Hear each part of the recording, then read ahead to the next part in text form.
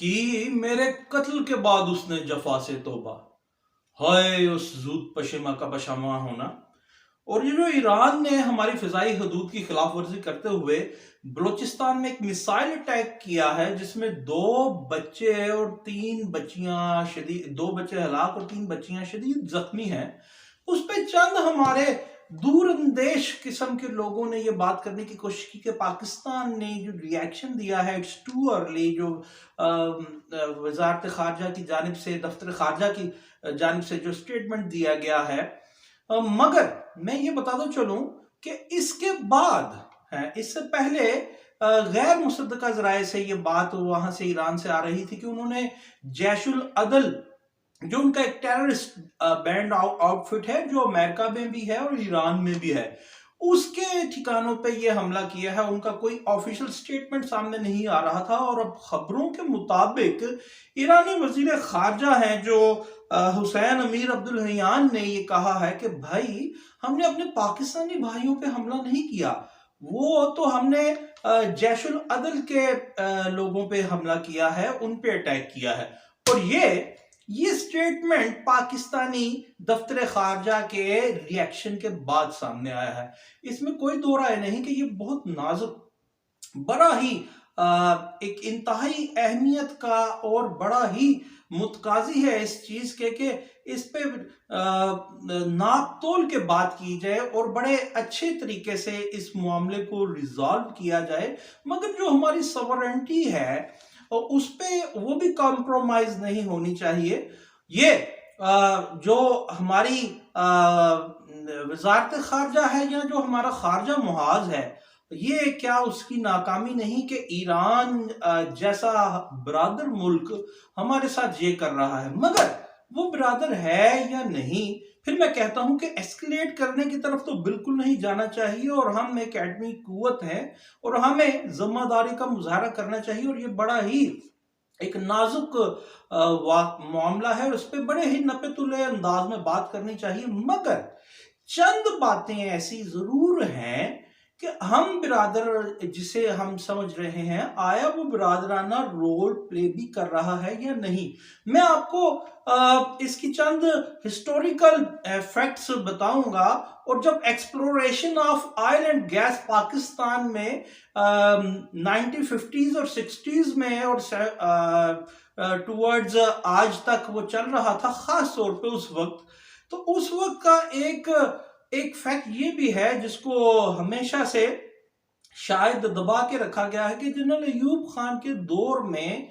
बलूचिस्तान में तेल के कुएं दरियाफ्त किए गए थे मुबैना तौर पर। और इसकी हमें उस दौर की शहादतें भी मिलती हैं, जिसमें से एक ये है कि वो तेल के कुएं अली मोहम्मद बलेदवी बलोच की जमीनों पे दरियाफ्त हुए थे। और उस वक्त के जो जरायदो रसल थे, जो उस वक्त के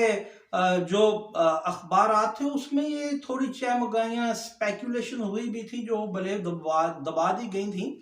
मगर एक बात बड़ी तारीखी अहमियत की हामिल है कि वो कुओं में जो मुबैना तौर पर के सीसा पिघला हुआ वो गिरवा दिया गया और बंद करवा दिए गए, और वो ईरानियन प्रेशर पे आकर के गवर्नमेंट ऑफ पाकिस्तान ने मुबैना तौर पे ये किया था।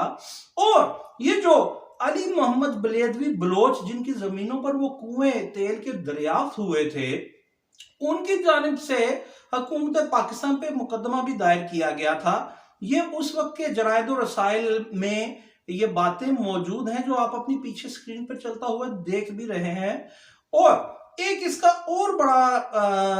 अहमियत है इस चीज की कि अगर ईरान को देखा जाए तो as per compare to Balochistan, जो उसका महल वकू है वो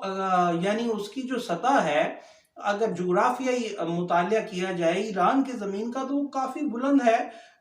as per compare to Balochistan. तो ये बात समझ में आती है कि अगर बलूचिस्तान से तेल निकाल लिया जाता या आज भी निकाला जाए तो ईरान का तेल तो वैसे ही खाली हो जाएगा। लेकिन ठीक है जी, ये तो हो गया मुबैना तौर पे। चंद हकायक ऐसे हैं कि जिन्हें हम पसे पुष्ट नहीं डाल सकते। मैं फिर से कहता हूं, ईरान हमारा बरादर मुल्क है, مگر یہ دیکھنا پڑے گا کہ ہماری ساورنٹی کو، ہمارے برادرزم کو وہ کیا ویٹیج دے رہا ہے۔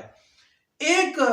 اظہر من شمس کی طرح ایک حقیقت یہ ہے کہ جناب جب ہم نے چین کے تعاون سے گوادر، وہ پورٹ جہاں پہ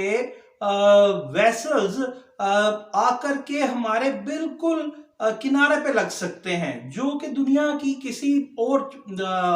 بندرگاہوں پہ ایسی سہولت بہت کم ہے جو اتنی ڈیپتھ لیے ہوئے ہوں، تو اس پہ ہمارے ازلی دشمن کو، وہ جو ہمارا ہمسایہ ہے ہندوستان، جس سے ہم ہمیشہ دوستی کرنے کے لیے کوشاں رہتے ہیں، اس کو یہ بات ہضم نہیں ہوئی، اور ایران نے برادرزم، بردرہڈ کا مظاہرہ کرنے کی بجائے کہ وہ ہمارے ساتھ ایلائی بن جاتا، اس نے کیا کیا کہ ہندوستان کے ساتھ، ہندوستان کا ایلائی بن گیا ہندوستان کی سافر پہ، کہ چاہ بہار کی انہوں نے بندرگاہ شروع کی اور جو بنا بھی دی گئی، جس میں ایران اور ہندوستان اور افغانستان تینوں سٹیک ہولڈر تھے، جبکہ ایک طرف چائنا اور پاکستان کی گوادر تھی، اور چاہ بہار اتنی ڈیپتھ لیے ہوا بھی نہیں ہے، اس کا بھی جغرافیائی جو محل وقوع ہے وہ اس طرح نہیں ہے جس طرح افیکٹو اور فعال گوادر کی بندرگاہ ہے، مگر ایران نے ایسا نہیں کیا اور ساتھ دیا بھارت اور افغانستان کا۔ اب آگے چلیے، کلبھوشن یادو، ہماری ایجنسیز نے جب اسے اریسٹ کیا تو انہوں نے دکھایا کہ وہ کس طرح براستہ ایران، وہ بھارت سے ایران اور ایران سے پاکستان پہنچا، تو جب وہ پاکستان پہنچا تو جناب ایران نے اس تک 2017 میں ہم سے رسائی مانگی۔ اس وقت کے کونسل جنرل محمد رفیع صاحب نے یہ کہا کہ ہم نے رسائی تو صرف اس لیے مانگی تھی کہ ہم وہ دستاویزات چیک کریں کہ یہ کس طرح ممکن ہے کہ ایران سے وہ آ گیا، ہم ایران کی سرزمین کو پاکستان کے خلاف کبھی استعمال نہیں ہونے دیں گے۔ مگر یہ ایک ہسٹوریکل فیکٹ ہے کہ کلبھوشن یادو کا جو سیٹ اپ ہے، بھارت سے براستہ ایران اور پھر پاکستان وہ آیا، اور بڑی عجیب بات ہے کہ جناب ایرانی فورسز اور ایرانی وہ جو لا انفورسمنٹ ہے وہ اس سے بے خبر رہے۔ اب ذرا ماضی میں چلیے، سننے میں یہ it's sound very harsh, but it's harsh reality, کہ جب سرکار محمد صلی اللہ علیہ وآلہ وسلم نے اپنے نامہ مبارک بھیجے تمام دنیا کے حکمرانوں کو کہ آپ میرے اس دین کو قبول فرمائیے، دوستی کے ہاتھ کو قبول فرمائیے، تو اس وقت جو شاہ ایران تھا کسرا، اس نے جو سفیر تھے حضرت محمد صلی اللہ علیہ وسلم کے، عبداللہ بن حذیفہ، ان پہ نہ صرف ہاتھ اٹھانے کی جسارت کی، اٹھایا نہیں، پھر انہیں یہ کہا کہ اگر تم سفیر نہ ہوتے تو میں تمہیں قتل کر دیتا، اور وہ نامہ مبارک پھاڑ دیا۔ اب یہ میں بتا کیوں رہا ہوں؟ بتا یہ رہا ہوں کہ یہ مزاج ہے ایک ایرانین نیشن کا، کہ وہ شروع سے تھوڑا کافی حد تک ایکسٹریمزم کا شکار ہے، کہ انہوں نے یہ حرکت بھی کی۔ آگے چلیے کہ جناب ایران ایک زمانے میں 350 قبل مسیح، یعنی بیفور کرائسٹ 350 برس قبل بھی وہ اس خطے کا ایک سپر پاور تھا ایشیا کا، تو اس نے جب اسکندر نے، الیگزینڈر دی گریٹ نے اسے جناب کنکر کر لیا، مگر اس کے باوجود اس کی ریٹیلیشن اس قوم کی وہ ختم نہیں ہوئی، اور یہ کوئی اس کی نیگیٹو بات نہیں، یہ پازیٹیو ہے، مگر نیگیٹیوٹی شاید اس لیے آ جاتی ہے کہ جب وہ اپنے ایکسٹریمزم میں جاتے ہیں تو بردرہڈ کو بھی بھول جاتے ہیں جو انہوں نے ہمارے ساتھ کیا ہے۔ آگے چلیے، جناب قاسم سلیمان کو جب ڈرون اٹیک میں امریکہ کی طرف سے اسے اسیسن کیا گیا، اس کی اسیسینیشن ہوئی، اس کے جواب میں کم میں وہ پرچم لہرا کر کے لال سرخ کئی روز مظاہرہ کیا گیا، اور پھر وہاں امریکنز کی ایئر بیس پہ اسٹرائک بھی کیا گیا، یعنی ایرانی اپنے خلاف اٹھنے والی کسی آواز کو اور کسی اپنے ریونج کو کبھی مس نہیں کرتے۔ یہ آپ دیکھتے جائیے کہ یہ جو طرز عمل ہے اس قوم کا،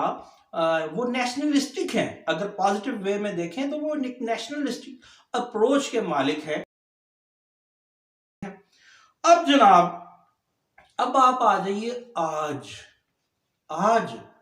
اگر یہ بردرہڈ بہت سائیڈڈ ہوتا تو کیا ایرانینز ہمارے اوپر میسائل حملہ کرتے؟ دوسری بات یہ ہے کہ ہمارے اوپر تو یہ ماضی قریب میں الزام لگتا رہا کہ میسائل ٹیکنالوجی ہم نے ٹرانسفر کرنے کی کوشش کی، خاص طور پر بینظیر بھٹو کے دور میں ایران کو،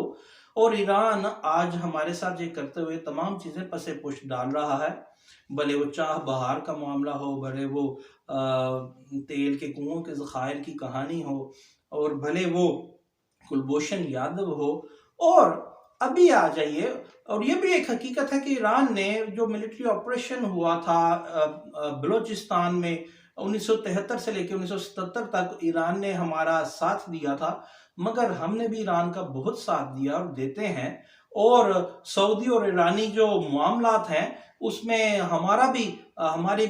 بھی خارجہ پالیسی کا بہت بڑا ایک عمل دخل ہے، مگر شاید یہ ہماری خارجہ پالیسی کا ہی یہ جناب ایک فیلئر ہے کہ ایران ہمارے ساتھ اس طرح کر رہا ہے۔ مگر یاد رہے، کیا ایران یا اپنے خلاف ایسی کوئی حرکت برداشت کرے گا؟ اور ہمیں اس تناظر میں اس چیز کو دیکھنے کی ضرورت ہے کہ اگر ہم ایٹمی قوت ہوتے ہوئے بھی اتنا ٹالرنس کا مظاہرہ کرتے ہیں تو وہ کس حد تک ہونا چاہیے، اور ٹالرنٹ رہنا چاہیے، مگر خطے کے امن کے واسطے ہم یہاں کی نیوکلیر پار ہیں تو ہمیں